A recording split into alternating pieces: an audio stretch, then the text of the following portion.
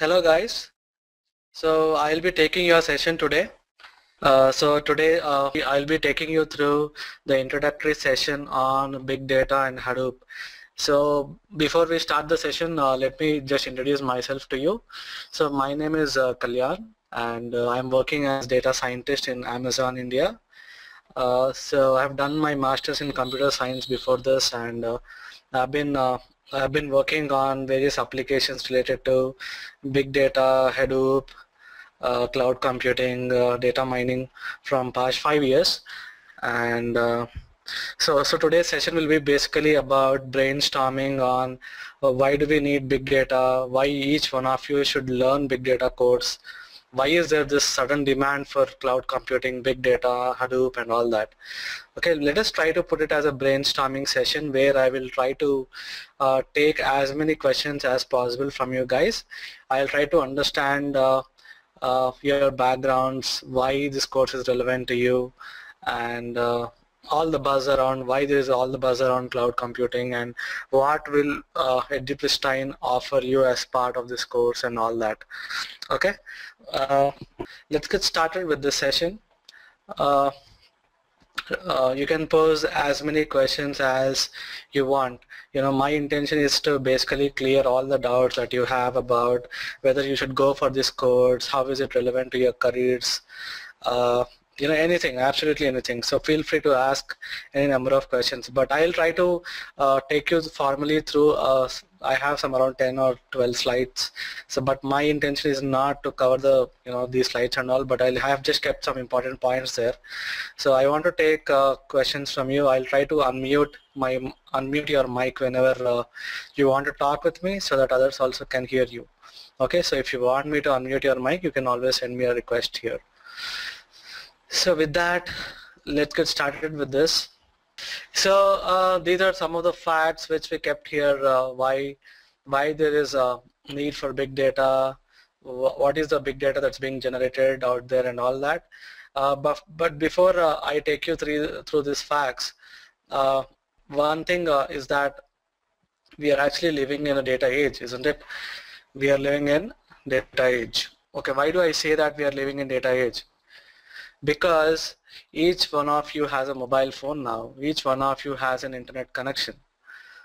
Okay, the number of people who are able to access the internet has grown so much by leaps and bounds. In today's age, almost all of us has a email account online. All of us maintain a social networking account. A lot of people upload photos onto YouTube. They do a lot of activity on they upload a lot of photos onto Facebook, do a lot of activity on Facebook, and also a lot of people stream video on YouTube, isn't it? So the reason why there's a lot of data being generated in this 1 or 2 years is because the internet has reached to a lot of people. Now a lot of people have some way of connecting to the internet and leaving their footprint on the internet. Okay, the moment they do some activity on the internet, they're essentially generating data, isn't it? Okay, so the reason why we are living in data is because the accessibility has increased. A lot of people use tabs. Okay, a lot of people are using smartphones.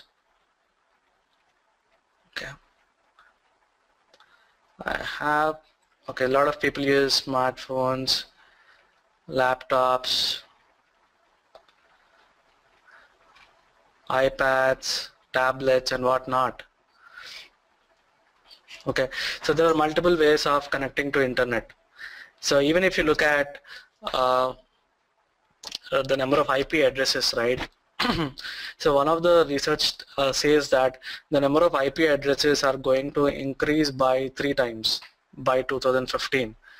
Okay, the number of IP addresses worldwide are going to increase by 3 times by 2015. So that just talks about the number of people who are going to use internet and the amount of data that's going to be generated. So if you just look at some other facts like this, the facts that are presented in this slide. So almost each day people are sending 150 billion new email messages. It's like huge amount of messages, right? So all these messages have to be stored on the server, right? These messages have to be stored, or the application generates a lot of log files. Okay, the email sending application, something like Outlook and all. If it is offered as a web service, then it is running behind some web server and generating huge amount of log files. So that data is really huge. And one more interesting fact that you can notice is that almost 80% of data that's being generated today is unstructured. Okay, almost 80% of data that is being captured today is unstructured. So if I have to divide data into various types, there are actually 3 types of data. One is called structured data, semi-structured data,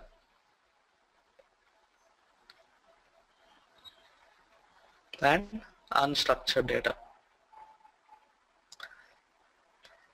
When I say structured data, I'm actually referring to the data which is stored in your relational databases. Okay, all the data that is being stored in your relational databases is structured. That is because all your data has a schema, right? Each table in RDBMS will have a schema which will define the table name, what columns are there, what data types are there.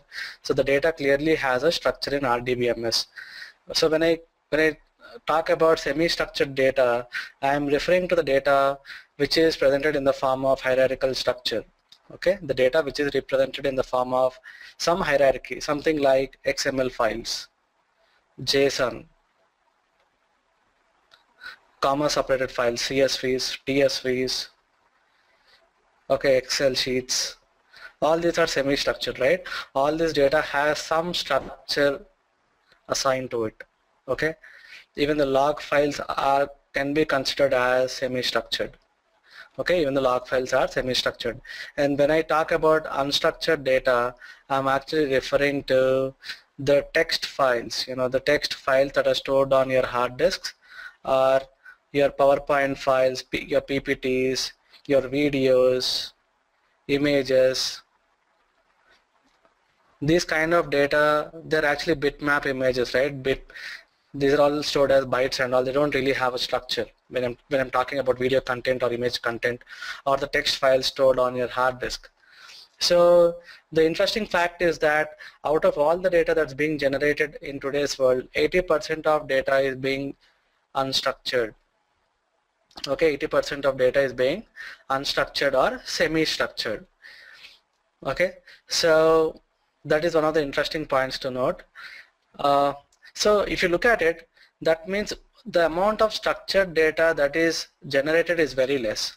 Okay, the amount of structured data that is being generated in today's age is very less, and those needs can be easily met by using RDBMS. There are already good RDBMS solutions like Oracle or MySQL. Okay, you can use any of these RDBMS solutions and cater to the 20% of data that's being generated out there. So that's not the problem, right?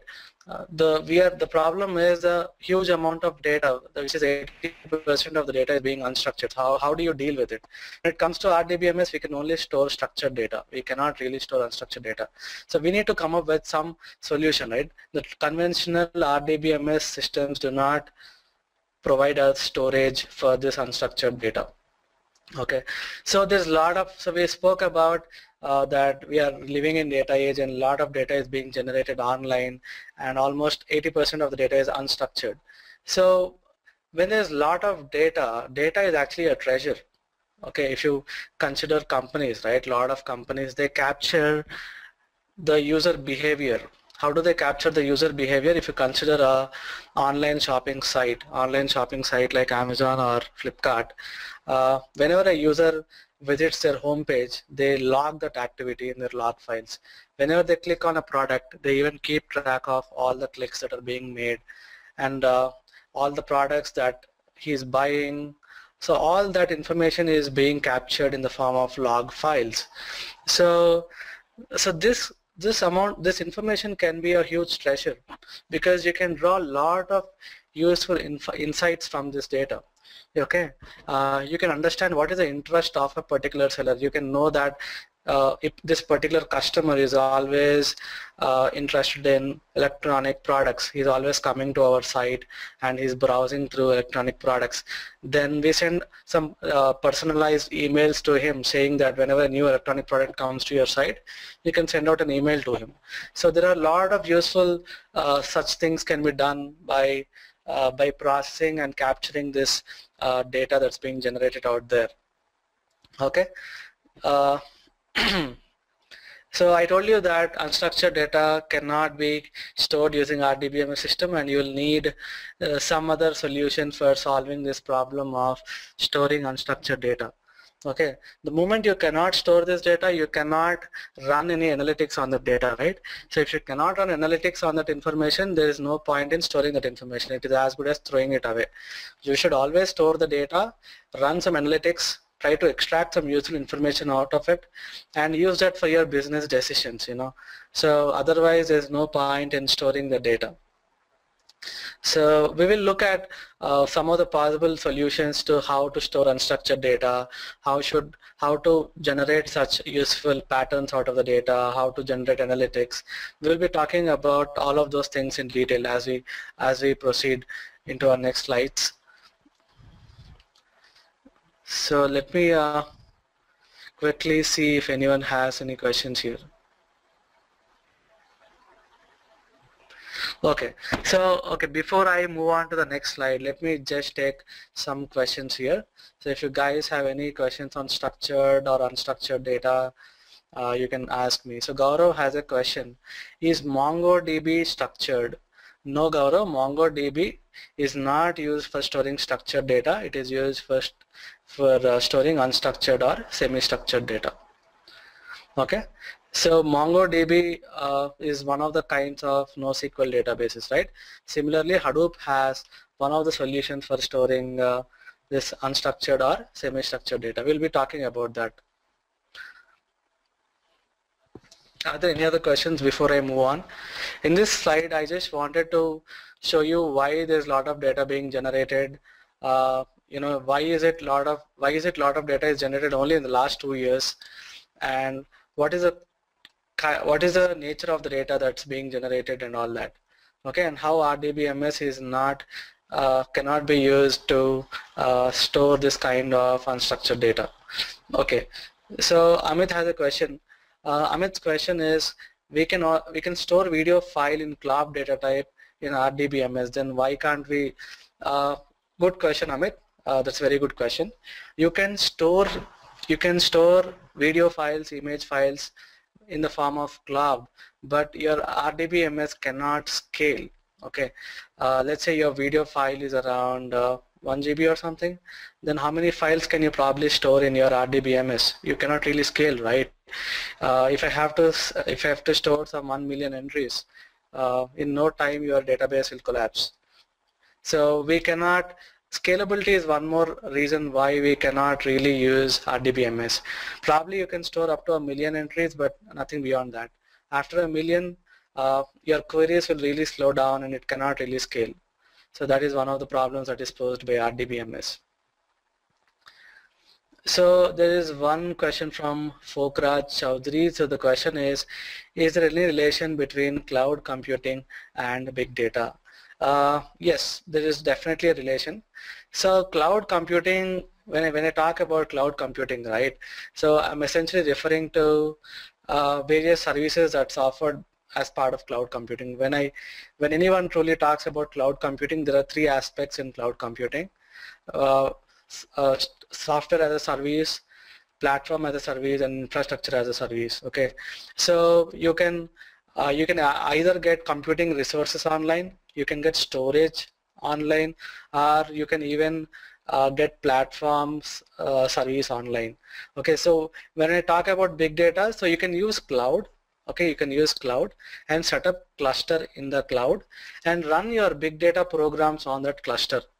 Okay, so you need not buy any of the hardware machines. You can just use the cloud service, something like what Amazon does in the form of Amazon Web Services. it provides us something called elastic map radius. Okay, that's one of the way where you can run your big data programs on cloud. So we can use cloud computing, infrastructure as a service, and probably get some EC2 machines or EMR and run our big data programs there. So we need not buy any hardware for running our big data programs.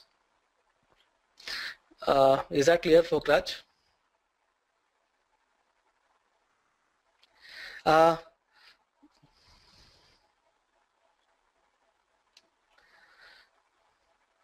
Okay, I see some questions related to Azure, Hadoop and all that, but let me first, we'll talk about all of these, but let me, let me just make you go through the next set of slides so that we will answer most of these questions probably going forward. Okay, so I'll take questions after that. So these are some of the facts that I presented you. This is a slide which is showing how big data is growing over the years. So if you look at 2012, in last 3-4 years, right, the amount of data is like exponential growth. The data is exponentially growing. And if you do a time series analysis, we have done a basic time series analysis. Okay, if you do a time series analysis using tools like R, we predict that the amount of data that's going to be generated by 2017 is already running into 55, right? 55 billion 55 billions. So that is the amount of data that's being generated, or the amount of the growth at which big data is growing. Okay, so the data is immensely increasing. So let me just take you through a snapshot of internet. What is actually happening in the internet at any given point of time. So if you look at some of those pioneers in big data, some of those some of those websites which has some millions of users. So if you look at the amount of data that's being generated by these websites, you'll be really surprised. So look at YouTube. There are around 30 hours of video being uploaded in a minute. Okay, in a minute there's like 30 hours of video that's being uploaded onto YouTube. And Google is serving more than 2 million search queries. So at any point of time, more than 2 million search queries are being served by Google. Similarly, Facebook, Twitter, Flickr, LinkedIn. I'm sure most of you are using these websites, right? Amazon, they're like more than $83,000 is being generated in sales. So that many number of sales are happening on Amazon. So most of these websites are commonly used across various people. So there are like huge number of views and activity being done on this website. So a lot of data is being generated across these websites in a minute. Okay, this slide will just give you information about the amount of data that's being generated on internet in a minute. Okay, so if you look at this bottom of the slide, right, there is this fact that's being presented. The number of IP addresses. To view all the video across all IP networks each second, it will take about 5 years. Okay, that's an interesting fact. And because the number of population is growing, the number of people accessing the internet is growing. So the number of IP addresses also will be tripled by 2015. Okay, so that is the reason we have moved on to IP version 6, right? Before we were using IP version 4. So, but we have soon realized that IP version 4, which is 32-bit, isn't it? IP version 4 uses 32-bit IP addresses. So how many number of unique addresses can be represented by using 32 bits? Okay, one second, let me just select my pen. So how many number of IP? So IP version 4 is 32 bits. So how many different addresses are possible? 2 power 32, right? Because each bit is 0 or 1. So there are 2 possibilities with each bit. With 32 bits, it is 2 power 32 different addresses. Out of which you have to eliminate some special addresses and all. But still, in the best case, this many number of IP addresses are possible with IP version 4. But looking at the rate at which IP addresses are growing, we are soon going to fall short of IP version 4. That is the reason IP version 6 has come into existence. Okay, IP version 6 has come into existence. We have almost doubled the number of bits assigned for IP version 6. So before I talk about how Hadoop provides various solutions to big data problems, let me just take questions here. So if you have any questions about big data, just big data. So let's not get into the technology. We will eventually get there. So I'll try to discuss about the solutions for big data, what are various other proprietary solutions, cloud services and all that. But if you have any doubt related to big data or anything, ask me questions on that. Okay. So Gaurav has a question saying that he's of 3 years experience in Java, and Gaurav, I will address these questions. Okay, we'll be addressing all these questions when it comes to the job prospects. What are the job prospects of Hadoop, and how is the market doing with respect to Hadoop? We'll be talking all of that in detail. Okay, so if you have any doubts about the slides that I've shown so far, the first 3 slides, the amount of data that's being generated, if you want to talk anything about big data, then probably you can just ping me on that. So Pragati's question is, are we just concerned about representing big data? No, Pragati. See, as I told you, there's no point in just storing the data, right? Whenever we store the data, we try to run some analysis, try to extract some useful information out of it. So you have to write some programs and extract some useful information out of it. Once you extract the information, how do you analyze that information? How do you analyze that information? And then what are the various tools available to visualize that information in the form of graphs and all? What are various statistical tools available? So all that will be discussed as part of big data course. All that statistical analysis and all that. The technology used for running programs. There are various other frameworks that are designed on top of Hadoop. So we'll be covering all of that, not just the data storage. Okay, I again get a lot of questions related to Hadoop and all, so let me just move on, because we'll be talking about all of that in detail. I just wanted you to ask me if you have any questions on big data or structured or unstructured data and all that. So I have a question from Rohit. Will big data convert unstructured data into structured data? Hey Rohit, it doesn't convert unstructured data into structured data, but it stores the data in an intelligent way which will allow us to run analysis. Okay, it stores the data, unstructured data, in an intelligent way, and it allows us to perform analysis based on that. So the technology itself takes care of how this unstructured data is stored, but it doesn't actually convert unstructured data to structured data. So Gaurav's question is, can we use Hadoop in place of RDBMS? So this depends upon your application design. So when do you use RDBMS? You use RDBMS when you have structured data, and when you know that your database is not going to have tables beyond few millions of records. Okay, if your database need not scale beyond few millions of records, then you can go for RDBMS, and if your data is structured. But but most of the applications, real-time applications in industry, right, most of them do not use RDBMS. The reasons being, most of the data available now is in the form of unstructured format, and most of the data needs to be scaled, but RDBMS doesn't really allow us to do that.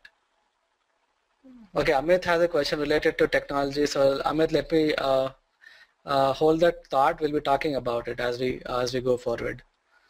Okay. Okay, so with this I'll move on to the solution offered by Hadoop to solve all our big data problems. Okay, so when it comes to big data, right? So when it comes to big data, what are the 3 problems that are possible? What big data? We know that big data is useful because from big data we can draw useful analysis, which can be useful for taking business decisions. I'm just talking at very high level. because this is being an introductory course, I'm not really getting into the depth of the course, but we'll be covering in-depth details about what big data is, why do we need to store it, how do we store it, what are the problems that comes with big data, what are the solutions. We'll be covering all of that about big data in our classes, but this being an introductory session, I'm just trying to touch upon the surface of it. So basically big data poses three problems. One is storage problem. Because the data files are huge, we cannot really store it. The second thing is processing problem. How do we write programs and run programs against such huge data files? Okay, so processing is a problem, and the next problem is analysis problem. Okay, so these are the three problems posed by the big data. So Hadoop provides solution to all these three problems. So what is Hadoop? Hadoop is open source software. Okay, Hadoop is a open source software which is licensed under Apache, and it is a distributed software which is used to solve all the problems related to big data. Okay, it is an open source software which is licensed under Apache, and it is a distributed software. When I say distributed software, this software will run across a cluster of machines. It will run on a network of computers or a cluster of machines to store the big data or to perform computation on the big data. Okay, so how does I told you Hadoop provides solutions to all the problems posed by the big data, right? But how does Hadoop provide it? Okay, to solve the storage problem, it provides something called HDFS. Okay, to solve the storage problem, it provides something called HDFS, which is nothing but Hadoop Distributed File System. Okay, Hadoop Distributed File System. You need a file system to store these files, right? So that file system is provided in the form of HDFS by Hadoop. Okay, and how does Hadoop solve this processing problem? Why is processing a problem? Because even though the programs are easy, the amount of data is huge, right? So if you have to run your program against like 1 petabyte or 1 zettabyte of files, you hardly have like 16 GB RAM with you. So how do you load these huge files into your main memory? You cannot do that, correct? So to process any file, you have to load it into main memory somehow. And also the disk transfer rates are really bad, right? Your hard disk transfer rates is like hardly 16 Mbps or something. So if you have to read 1 petabyte of file, it will almost take like few months, right? It will take or few days to even to read the file. Okay, once you read the file, you have to do computation. So even on a quad core machine, it will take few weeks of time to process these huge files.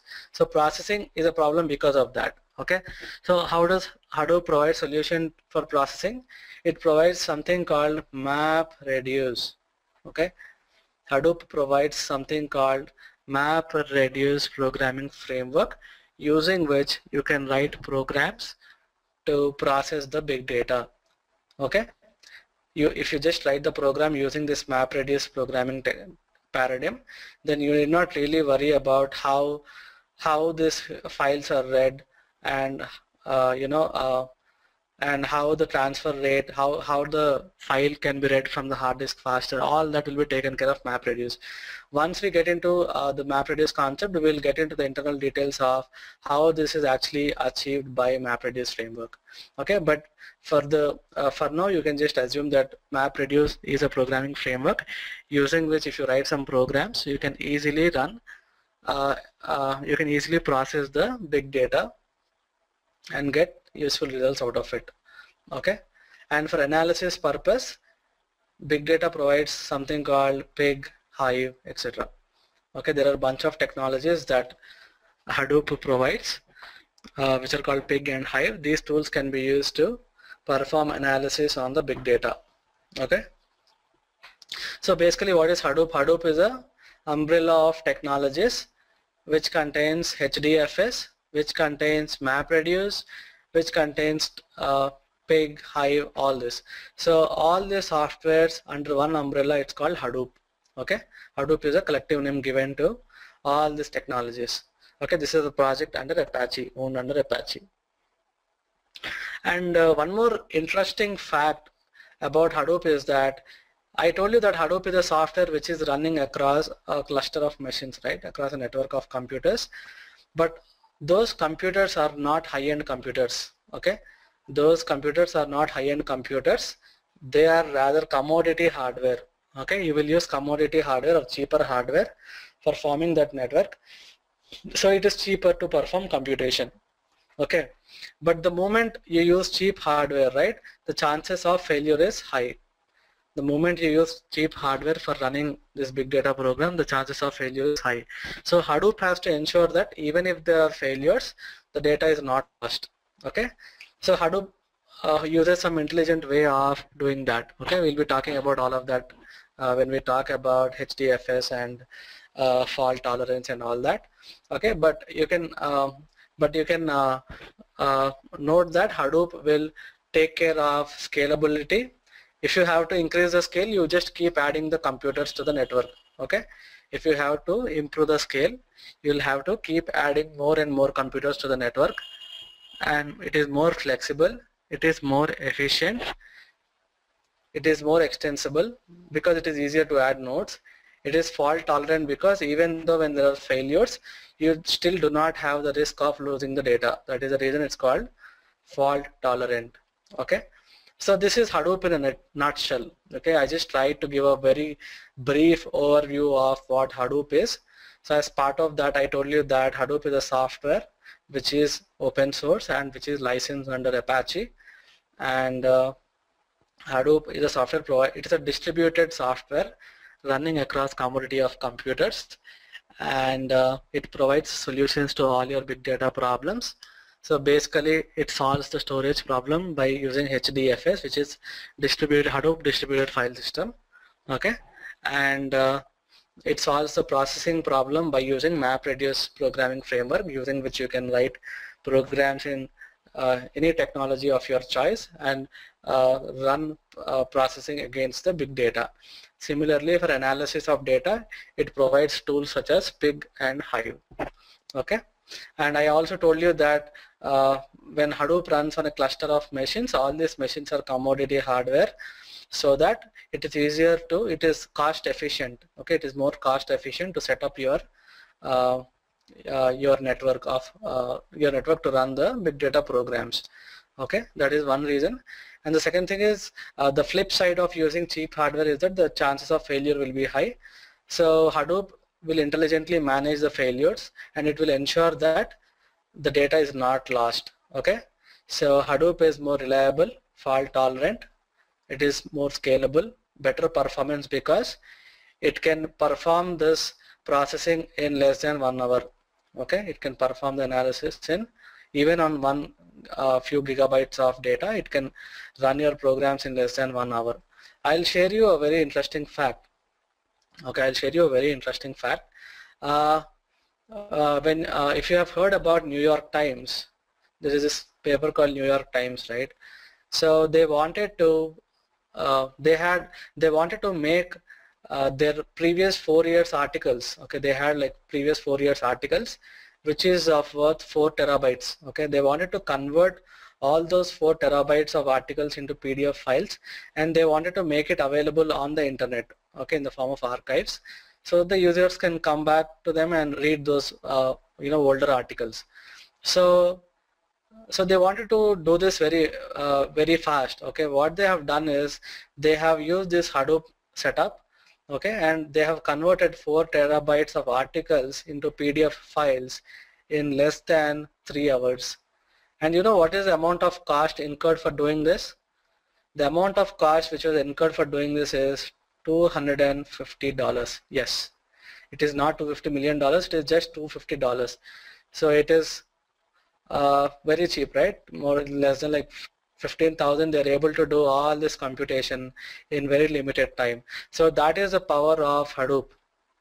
Okay, so that is one practical example that you can take to understand the power of Hadoop. Even if you, moving away from this, even if you look at things like Twitter, right? If you go to Twitter, you can always see the trending topics that are being displayed on the right corner, top right corner. It always shows the trending topics. What are trending topics? Those are the topics about which a lot of people are talking. Okay, for example, if there's some earthquake in Japan, it shows you the trending topic as earthquake.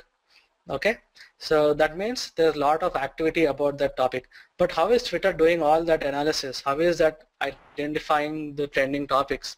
It is actually running Hadoop jobs across all the tweets that are being tweeted by the users. Okay, every 1 hour they will run Hadoop jobs which will scan all the tweets that are tweeted by the users, and it will come up with the trending topics. Okay, so I'll give you a practical example, what happened in Japan about 6 months back.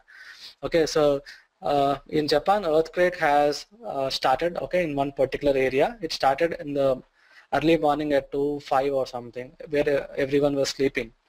But the people who were affected by earthquake, right? The earthquake was slowly spreading across various areas in Japan. Okay, but the people who got impacted by the earthquake, they have tweeted on the Twitter saying that there's an earthquake in Japan and it is, it has already destroyed our area. So the people who are staying in other areas in Japan, right? Even before the earthquake has spread to that particular area, they already knew that there's an earthquake going to happen in that area, and they have already taken care or taken suitable precautions to to counter that particular tragedy. So a lot of human lives were saved in that incident. So there are like many such practical applications. I can keep talking about all such applications, but even if you look across Facebook, right? Whenever you visit a Facebook profile, whenever you go to some other user, it shows you the common friends between two people. Okay, it tells you that there are 3 common friends between you and this guy. How is it doing that common friends thing? Okay, it is actually running a Hadoop job every night, because the number of common friends between 2 people doesn't change that frequently, right? So it runs the Hadoop job every 24 hours, and it will compute all those common friends between every 2 people on Facebook. So whenever you visit some other guy's profile, it immediately, because the job is already computed and the results are stored, it will just do a lookup and immediately show you in real time, correct? So that is the reason how that features are implemented. So there are many such applications that are available online which uses Hadoop and big data technologies to solve a lot of interesting problems. So before I move on to the opportunities that are available in big data, I would like to take any questions related to this so far. Okay, Arjit has a question. Is there any relation between ETL and big data? So Arjit, yes, there is a relation definitely. The ETL, it cannot scale beyond a point, right? So big data can be used to scale. When you look at ETL, you actually are limited by some of your scalability problems. So we avoid, so all the scalability issues and all will be solved in big data. So people who are already pursuing a career in ETL or use ETL tools, for them big data could be a very good potential for growth. So Dinesh has a question: which version of Hadoop will be using? We'll be using the latest version of Hadoop, Dinesh, which uses Yarn. Okay, we'll be using version 2. But version 2 is backward compatible with all other previous versions. So we'll be talking about some of the stable versions, but also the latest version is version 2. Okay, so we'll be probably using version 2, but it is still in alpha release. So we'll be talking about the earlier stable versions as well. So there's a question from Amit Dubey. Amit is asking which platform is good for Hadoop. So Amit, we will be using most of the production versions of Hadoop. Okay, whenever you use Hadoop on production software, we will be mostly using Linux machines. Okay, we will be using Linux machines, but you need not worry about it, because when you join the classes, even if you have a Windows machine, we will be running some virtual software, something like VMware, Okay, we'll be running some virtual software and we'll give you the image files, so you need not worry about the installation and all. And there will be 1 or 2 sessions provided on Linux as well, so that you guys will be comfortable with using Linux. Okay, so there are a lot of questions related to technologies, which is not really the intention of this particular lecture. A lot of people are comparing with Hadoop, Storm, Splunk and all. I'll try to give you those details, but let us actually cover some of the important things. Okay, I'll get back to you guys. I told some of you that I'll get back to them. Okay, so we'll first talk about the prospects of Hadoop, and then once we have understanding of what Hadoop has to offer for us, then probably we'll cover with some of the proprietary software that you guys are talking about. Okay, so don't worry, I'll get back to you guys. So Pragati has a question, does Hadoop need any particular platform to work on? So Pragati, as I told you earlier, you need to have Linux. Hadoop software will be installed on Linux. But you need not worry, even if you have a Windows machine, you are still good to go, because we'll be giving some software which will run on Windows and load Linux environment. So don't worry about any of this. Even if you have a Windows machine, you're good to go for the course. We will be doing all the installations related to Hadoop, all the software needed and all in the classroom, so do not worry about it. We will take care of all those installations and all. And are there any memory specifications for your laptops and all? It is good to have at least 2 GB RAM. Okay, so 2 GB RAM should be good enough. So you don't need like really huge system resources and all, but 2 GB RAM machine should be good enough. Pankaj's question is Java knowledge mandatory. So Pankaj, it is good to know Java, because Hadoop is basically written in Java. So if you have some knowledge about Java, it is good. But Hadoop is not just about Java, you know. So I will actually, the idea behind the course is that when we introduced MapReduce framework, right? That is basically we'll start with Java programs there. But I'll slowly take you away from Java and show you how you can use other technologies like PHP or Python, which are user friendly, right? PHP and Python are much user friendly when compared to Java. How can you use those technologies also to write the same programs that you wrote in Java, you know? So you can use even other technologies. And after that, I will try to introduce various plugins and tools where you need not worry about writing any Java code. You just have to use that plugin which will generate a lot of code for you. You just have to go and tap in your logic. Okay, you just have to go and tap in your logic and you're good to go. So it is good to know Java, but that is not really very much a stringent requirement for us for the course.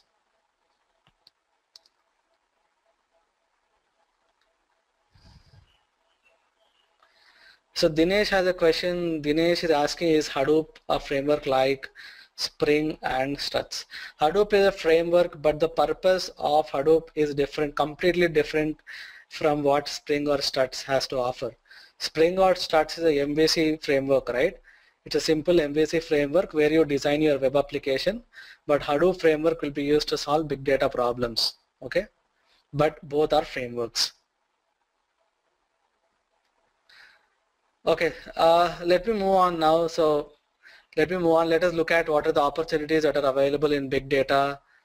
Okay, so if you go to Naukri.com, you'll probably come across this interesting figure. There are more than 16,000 openings today. Okay, it is raining jobs. There are a lot of opportunities for big data.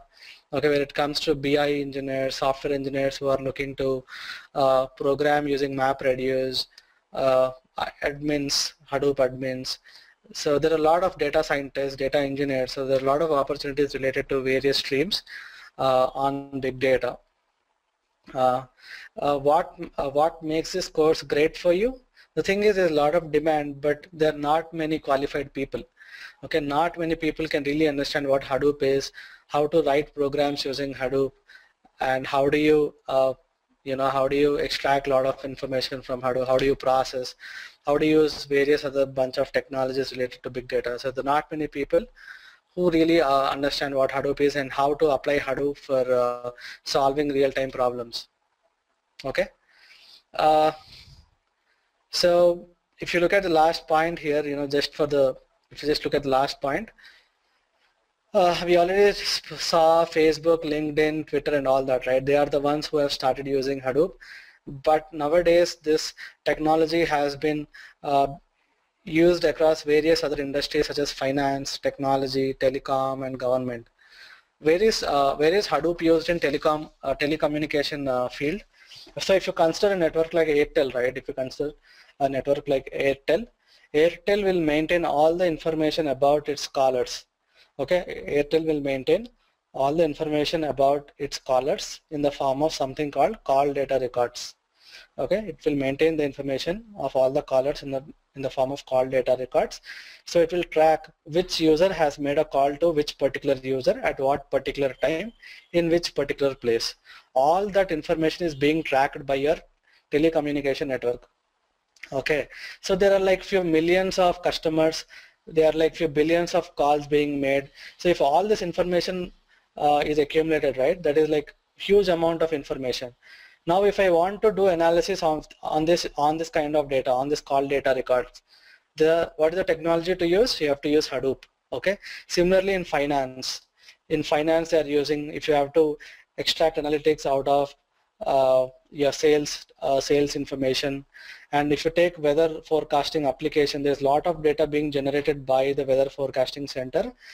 So for example, what weather forecasting center can do, based on last 5 years rainfall, it can predict what will be the rainfall in this particular year. Okay, based on last 5 years data related to rainfall, what will be the rainfall in this particular year. So all those kind of analysis and all can be done in various technologies. So Hadoop is being adopted across various technologies, okay, in stock market, weather forecasting, telecommunication network, and even government. If you look at some of the latest welfare schemes that are offered by government, right, something like Aadhaar card, where they're keeping track of all the information about each of its citizens, right?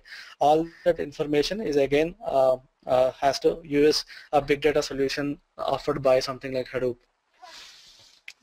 Okay, so so if you Yahoo is one of the pioneers which have started using Hadoop. Okay, so Doug is the guy who has started with the Hadoop architecture. Yahoo has employed him and given him a team of engineers, so they were able to come up with Hadoop setup and all in Yahoo, and they have come up with this technology called Pig also, which is currently under Apache license. Okay, if you look at Yahoo, they have around 20,000 machines which are running Hadoop. They have around 20,000 machines which are running Hadoop, and they have various clusters. The largest cluster is having currently 200 number of nodes. Okay, the largest cluster they have is around 2,000 nodes. And this is a fact. Yahoo is running few hundreds of thousands of jobs every month. Every month they are running few lakhs of jobs related to big data. That is the magnitude of adoption when it comes to Hadoop in Yahoo. Okay, it is widely used. Every day they run few tens of jobs or probably hundreds of jobs to do lot of activities. Okay, so this is a picture of your racks. All this, if you look at a data center, right, your machines will be arranged in the form of rack, and every rack will contains your computers. Okay, these are all your computer machines, and they are all connected by means of a bus. Okay, so you install the Hadoop on these machines. Okay, because Yahoo has the revenue and all, they were able to set up their own cluster, right? They have their own hardware. They're able to set up their own cluster of machines. But what if you do not have enough revenue, but you want to do big data computation? You cannot really afford the amount of money spent on machines, right? If you consider a startup company or a medium scale company, they cannot invest that much amount of money on hardware. So what will they do? They will use the service provided on the cloud. Okay, you can use the service provided on the cloud. There are various service providers, something like Elastic, MapReduce, and similarly there is one provided by Microsoft as well, Azure. Okay, and even they have a similar cloud service available for running your MapReduce jobs. So you can either use your own machines and set up your Hadoop cluster, or you can use the service provided on the cloud. Okay, there are two options available. So before I move on to understand the power of Hadoop, I would like to take any questions that you guys might have.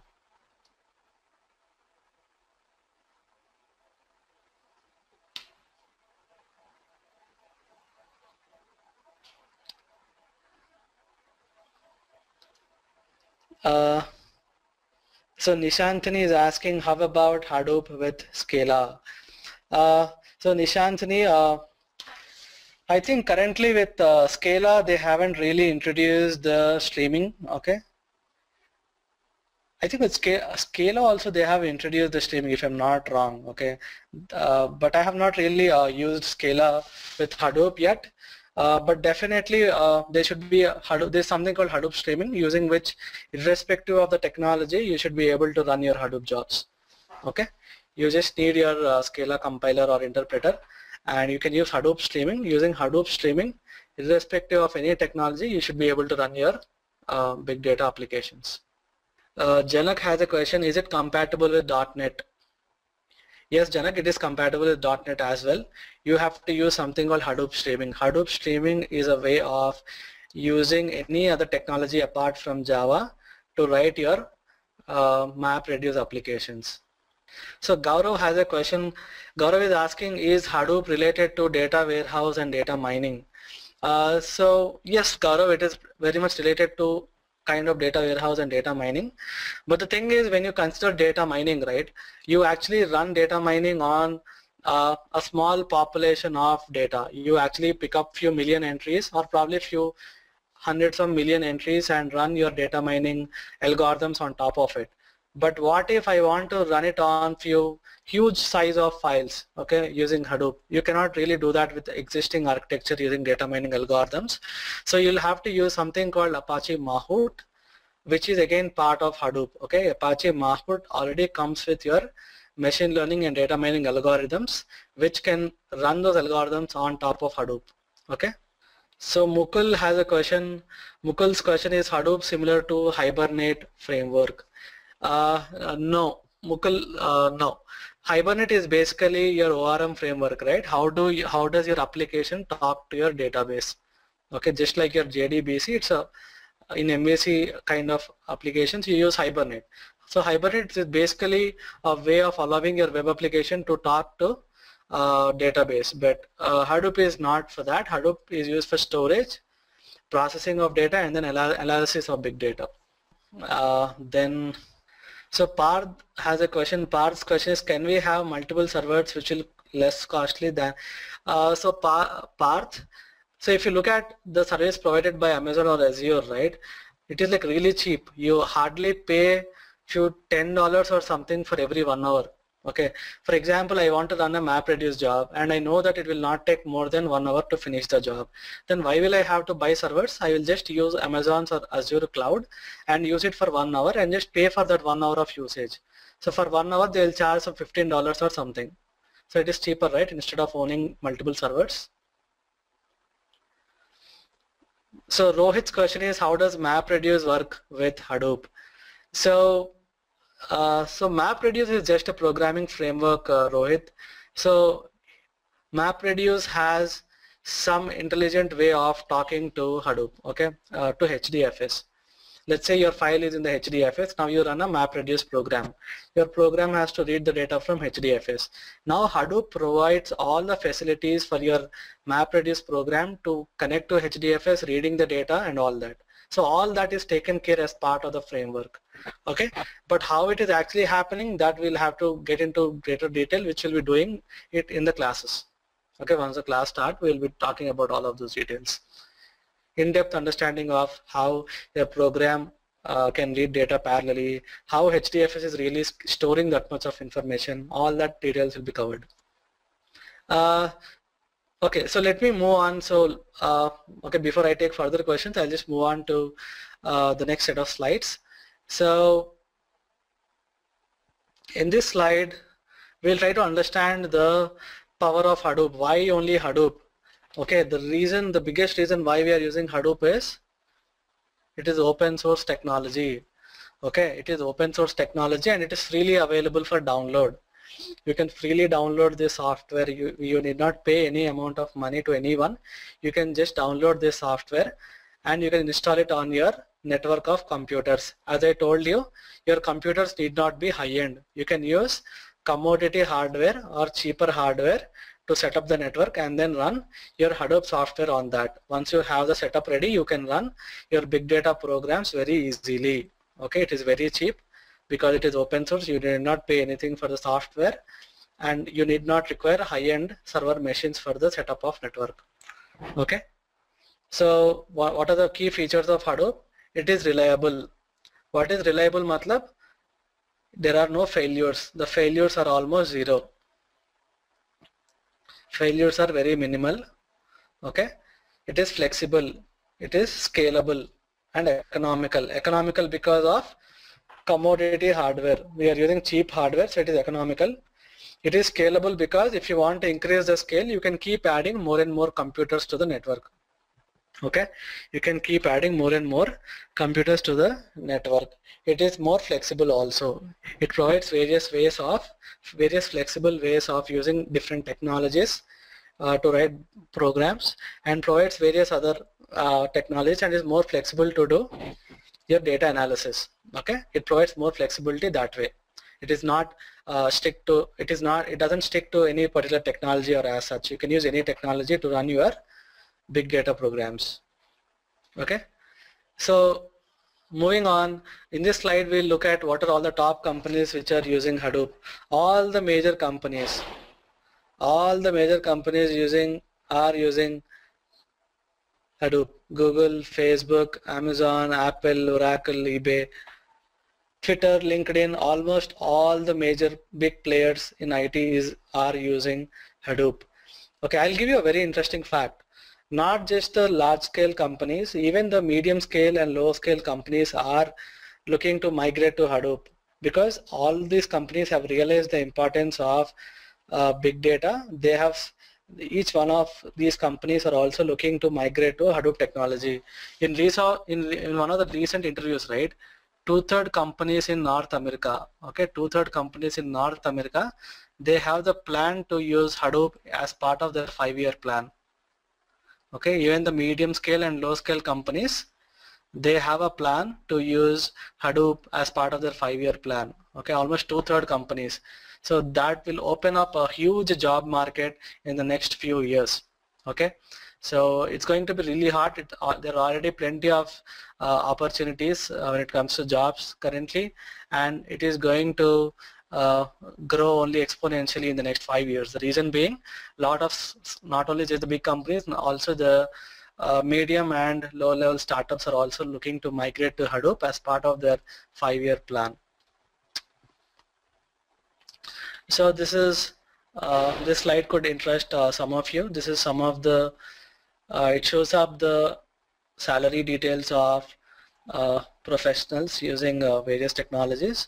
So currently Hadoop stands ahead of lot of technologies. What is the reason? The reason is very simple, right? The reason is demand is high. There are not many people who are really equipped with how to use Hadoop. So that is the reason why there is a lot of money paid to Hadoop professionals. So next we go to the next important question. A lot of people had this question, right? Who can join this course? Probably this slide answers all those people. Okay, all the software engineers who already know are doing some programming or who are already into ETL, or who is doing some programming, they can explore the job opportunities in Hadoop. Okay, there are plenty of job opportunities for software engineers for MapReduce requirement and for Pig and Hive. Okay, Pig, Hive, for all those requirements, for all those technologies, there's huge requirement for software engineers. Not only the software engineers, but also the admins. There's a lot of requirement for admins as well to maintain the Hadoop clusters and to tune, to fine tune various parameters for setting up the Hadoop network. Okay, there's a lot of demand for admins as well, and even the managers, right? The managers who are looking to for new technologies and how to, people who want to know what are the upcoming challenges in big data, So all that understanding, people who want to gain all that understanding, they can also probably join this course and get in-depth detail. It is only about the matter of time. Sooner or later, everyone has to know about these technologies, because of the advent of big data, the amount of data that's going to be generated is going to only increase in the next few years, and everyone has to sooner or later get into Hadoop, using Hadoop technology in their companies. So not only just for managers or software engineers or admin people, freshers, any graduate or postgraduate who is looking to learn a cutting edge technologies which is really hot outside, then probably even those people can join this course. So anyone who is looking to join a cutting edge technology like Hadoop, so this is the technology that you can go for, because there's a lot of buzz around this technology and a lot of companies are moving towards using this technology. So when it comes to prerequisites for the course, it is good to have some hands-on experience on core Java, okay? And even if you're new to core Java, you need not really worry about it, because in the first few sessions we will be covering about the basic Java skills that you will need to write MapReduce programs, okay? So so the Java, 1 or 2 Java lectures will be done, and there will be one lecture for to understand Linux commands and all that, how you can use Linux for setting up Hadoop and all that. So these three Java and Linux courses will be offered initially, even before you take up the classroom coaching, so that you will have all the prerequisites for the course. So people who do not really understand what Java is or what Linux is, you guys do not really worry about it. The first few lectures will be on this on core Java and Linux, so that you are pretty much equipped with all the prerequisites that you need for the course. So before I move on to some of the highlights of the training, I'll take some questions here. So if you guys have any questions related to the opportunities that we have and so far, you can probably ask. Okay, I have a lot of questions. Okay, let me just take them in order. So Ashish has a question, when will the classes start? I'll give you those details, Ashish, okay? I'll give you the next, when is the next batch going to start? I'll give you those details by the end of the slides. Parth Trivedi, do you provide any certification in Hadoop? I think we'll help you with that. I mean, we'll definitely tell you what are all the certifications available for Hadoop. So you can probably enroll to one of them, and it's like really easy, once you really attend all the classes, and if you really follow what is being taught in the class, you can clear all the certifications available out there. Okay, so that is not really a very good big challenge, but we'll give you where you should go and what is the right certification for Hadoop. All those details will be given to you. So Ashwini's question is, for any job opportunity, is there any experience required in? See, it's not like that. There are a lot of other jobs as well, right? If you're a PHP developer, or if you're if you're into front-end development, so you guys, you not really know, you not really have experience in Hadoop. That's totally fine. But if you're applying for any job related to backend databases, or you're a software engineer who is really interested in exploring the big data and all, and anyone who is into analytics, for all of them this will be an added advantage. Parth has a question. So Parth's question is, will he be able to use Hadoop with other technologies like .NET? See, Parth, you can use any technologies that you want, but we cannot really cover all the technologies available out there, right? But we'll tell you how to do it. Probably I'll take you one of the examples using Python, or some other technology, Python or PHP probably. So we'll be using sample programs using Python, and I'll show you how to use Hadoop streaming to run those programs. If you just replace those Python programs with your .NET programs, you should be able to use .NET for the course. But we'll not be touching upon any of the .NET aspects as part of this course. So Gaurav's question is, he has 3 years of experience in Java and he's looking to switch to big data. How difficult? So it is not difficult, Gaurav. I mean, you just have to have a good project against your name. And one thing is for sure, you can easily crack the interview because we'll be giving all the tools, all the essentials that you need to crack any big data interview. Okay, you can probably claim that you have 1 year of experience with after taking the course. We'll give you that level of detail when it comes to big data. So it's not really difficult, you just have to apply and then crack the interview. Probably have a project related to big data in your resume and that should be good enough. Sunita has a question related to, Sunita's question is, she is not related to IT or programming background, but she's from operations. Will this be useful? So Sunita, as I told you, it is not just for programmers. It is not just for programmers.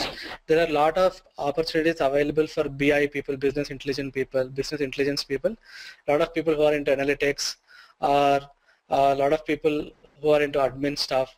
And not only for them, anyone who is looking to pursue a cutting edge technology and who is looking to switch over to big data, anyone with that requirement can also take this course. Okay. You can probably learn this course and understand how you can, how you can really scale your existing systems. Because you're from operations, then I'm thinking that you'll be probably having some awareness on your backend systems. So how do you really scale your backend systems to huge number of users and all? So you can probably have understanding on that. But you do not really have IT or programming background, It caters to various kind of people.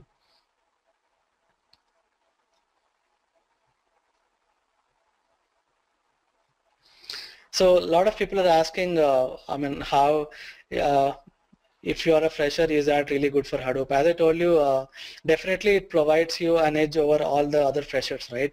That is one thing.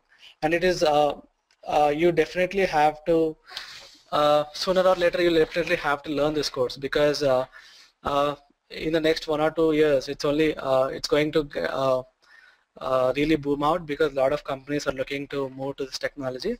And when it comes to job opportunities, you can always have this project that you have done in your resume, and definitely you will get calls related to this. So there's nothing like experience.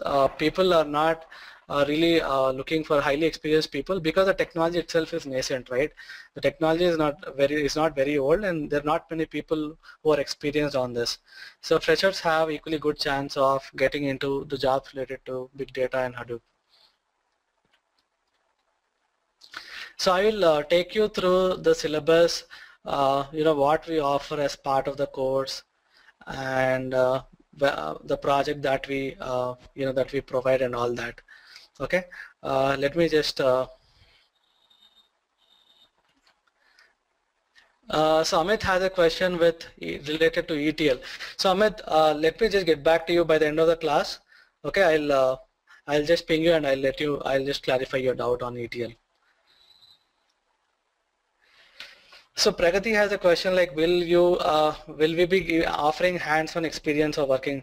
So Pragati, that is the only thing that we are going to do. Everything is going to be hands-on. I'm not just going to do it on my laptop. I'll make each one of you do the programs. I will make each one of you set up the Hadoop cluster, make each one of you understand the programs and then execute those programs on your computer. I'm not going to take up anything theoretically because I myself do not really believe in by-hearting theory and all that. I just believe in concept. So I will be teaching you concept so that you can solve any kind of problem. Once we have a good understanding on concept, then I'll make you hands-on, give you hands-on programs, applications. We'll be taking up a lot of real-time applications. I will be solving the problems that are posed like the one that we have discussed, right? On Facebook, how do you identify mutual friends? On Twitter, how do you identify trending topics? Okay, and similarly in Amazon, how are recommendation systems working? And Google, right? Whenever you search in Google, it serves you some ads. It's called ads targeting. So how it's ads targeting working? So all those examples we will solve in the class. I will give you applications to solve all those problems. Okay, it is mainly going to be hands-on. we'll be probably spending some time on the concept, but it will be purely on hands-on thing.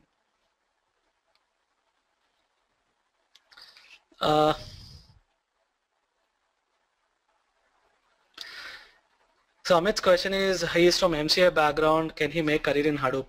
Of course, Amit, if you, it doesn't really matter whether you're MCA or BTech guy, you just need to have understanding of Hadoop.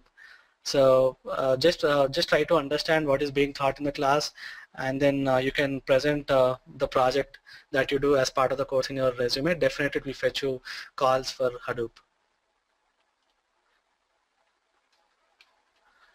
So Pooja has a question. Okay, Pooja, let me go back to your question. What is your question?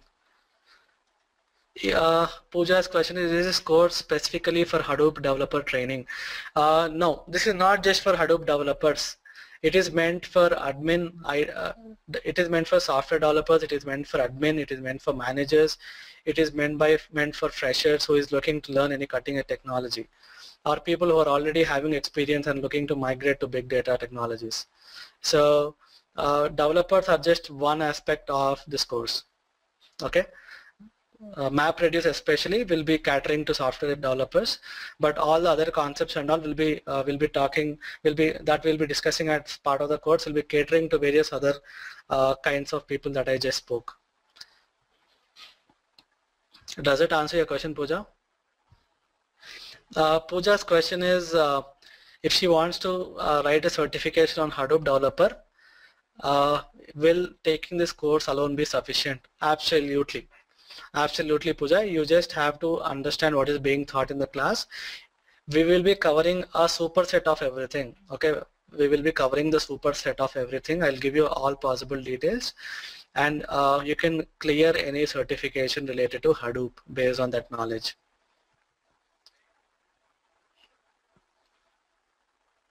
Dinesh is asking how can we install and execute Hadoop. Dinesh will be doing that in our first class. We'll show you how to set up the whole system, how do you download the softwares, install the softwares, and all that will be discussed as part of the first class. So do not worry about installation and setting it up. So Kuldeep has a question, how is it beneficial for managers? So Kuldeep, when it comes to managers, right, for example, if you come across an application, you want to really design the application, right? So if you do not really know what are the technologies available out there, will you be able to provide proper design to your application? You need to have awareness on what are the cutting edge technologies available out there, and how can these technologies be adopted to your existing project.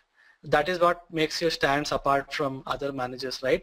So that way it is really useful. You know, if you have to provide some efficient design when you're dealing with some application, you need to have thorough understanding on what all the technologies available out there, so that you'll be able to take an informed decision on the design of your project.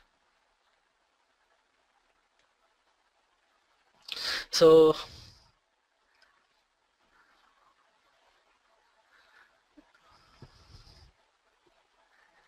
Parth has a question, will we be teaching Apache Pig? Yes, we'll be covering Apache Pig. I'll be taking you through the concepts that we'll be covering as part of this course, okay?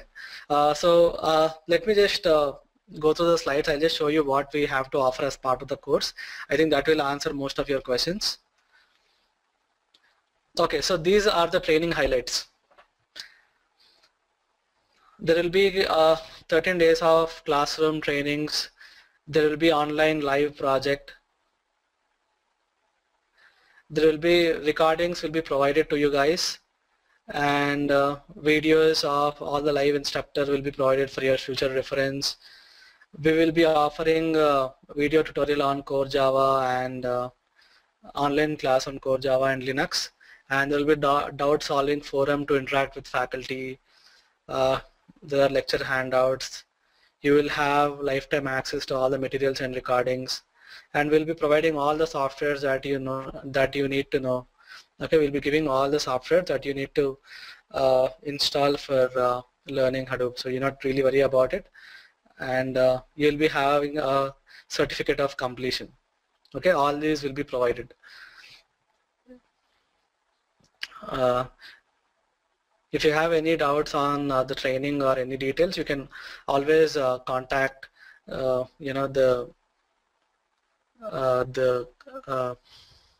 I'll give you the point of contact at the end of the slides, okay? But these are something that we offer as part of the course. So the goal, I mean, what is the final result? What do you get out of this course? You will master the concept of HDFS, which is one of the solutions offered for storage problem. You will be able to set up your own Hadoop cluster. Okay, you'll be setting up your own Hadoop cluster across network computers. You'll be able to write various MapReduce programs in Java. Then you can do data analysis, data analytics using Pig, Hive. You can understand technologies like Scoop, Flume, and I'll be using HBase, which is a NoSQL database. Okay, we will be even covering the in-depth understanding of HBase. How do we integrate with MapReduce? How do we integrate MapReduce programs with HBase? Okay, how do we index? Good understanding of Zookeeper, Apache Uzi, and what are the best practices for developing Hadoop programs? How do you debug Hadoop applications? And you'll also be provided with real-time project on big data analytics, and you'll gain hands-on experience in this project. Okay, you'll be doing this project with our assistance. So we are pretty much covering all the technologies under Apache umbrella, right? All the technologies which are used across the industry. All these technologies will be covered in depth with hands-on experience with all the suitable examples and real-time applications. And this is a day-wise breakup of your Hadoop program. What will you be offered as part of this course? So on first day we will be introduced to Java and what is Hadoop.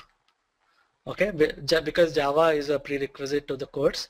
That is the reason we will be introducing you to some of the key concepts of Java. All that you need to know in Java to take this course, all that will be covered with sample programs, and we'll be introducing you to Hadoop technology.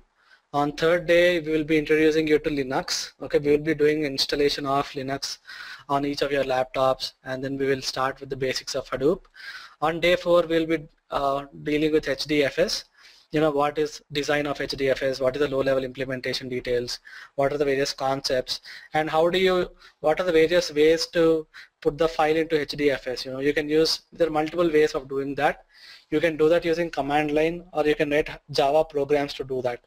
Okay, we will be doing all of those various ways of connecting to your HDFS. All those things will be covered in detail. On day 5, we will be setting up pseudo cluster environment. Okay, we will be setting up the Hadoop cluster on your machine. Okay, that's called pseudo environment. We will be setting up the whole Hadoop cluster on your machine. Then we will run our MapReduce programs here. Before we run our programs, we'll introduce you to the MapReduce basics, data types, and various formats. On day 8, we will be introducing you to a technology called Hive, which is just like your SQL based. Okay, you can run your queries on big data in real time using Hive. We'll be getting into in-depth understanding of Hive architecture, data types, this database schema, how is it different from RDBMS, queries, and all that, user-defined functions. All that will be taken care as part of this lecture. On day 9, we will be looking into Pig. Okay, how to install Pig, Pig's editor called Grunt, what is the data model, how do you write Pig programs, how do you execute them, how do you define your own user-defined functions, and all that. On 10th day, we'll be talking about Scoop and Zookeeper, which will be used to import data from your log files or database into your big data. Okay, into HDFS. How do you import the data from your log files or database into HDFS? Similarly, there is a technology called Zookeeper, okay, which is used for synchronization between various components in your network setup. Okay, we'll be talking about all those details. On 11th day, we'll be giving a live project, okay, on the technologies that are covered up to that point. On day 12, we will introduce you to HBase, how do you connect using various clients to HBase? How do you write programs using Java or any other technology and connect to HBase and store data and all that. On day 13, there will be a live project on all the technology that's covered. Okay, we'll give you a sample data set. So you'll be developing the application and running various queries on that. Okay, these are some of the technologies or jargon that technologies that will be covered as part of this course. Okay, and these are some of the details about the fee structure and what do you get as part of the course. So I'll be so the batch is going to start on 7th. Okay. Before I move on to the next slide, you can probably take a look at it. You'll be given with all the PowerPoint presentations covering all the classes. You'll be given a live project. You'll be having online trainings and you'll have classroom trainings as well. You'll be given with recorded videos of all the classes. You'll be lifetime access to material. There will be support and discussion forum as well. And the batch is going to start on 7th September. Then the timings are from 7 p.m. to 10 p.m. Okay. So there is some referral bonus as well. So if you refer any of your friends, then you're given a concession of $1,000. Okay, you can talk about all these details to the to this guy. Okay, you can talk to Prachi. Okay, about all these details, about the fees details and referral bonus and all that, about the batch start date, timings and all that. This is the way in which you have to do the payment. You can probably add this account and transfer using net banking. Okay, if you have to have any doubts on this, you can talk to Prachi. This is her number. Okay, so feel free to call her up, and if you have any details about the fees or course structure, you can always get those details from Prachi. So I'll be taking up questions now, so if you have any questions, you can ask any questions. Okay, let me just take these questions one by one. Kirti's question is Hadoop beneficial for MTech students who want to do thesis? So Kirti, so I can actually I'm actually an MTech guy who has done my thesis using Hadoop. Okay, I have done my majors is cloud computing and data mining. So and my MTech project is a Hadoop project. So it's of course beneficial. When I had applied for my placements and all this, actually caught a lot of attention from the interviewers. So it could be to your advantage as well. And there are a lot of interesting problems to solve if you take up big data. Okay, so you can choose one of these projects, one of these applications in big data as part of your thesis and just solve the problem.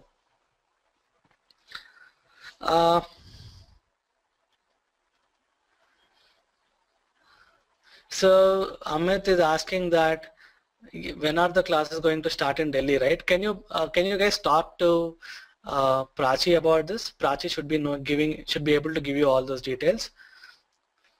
Okay, Prachi will give you all those details, like when is a batch going to start in Delhi, what are the timings, okay, all those details. When it comes to batches and all, please talk to Prachi, fees, batches, and if you have any other doubts related to syllabus or referral thing, so you can always talk to Prachi.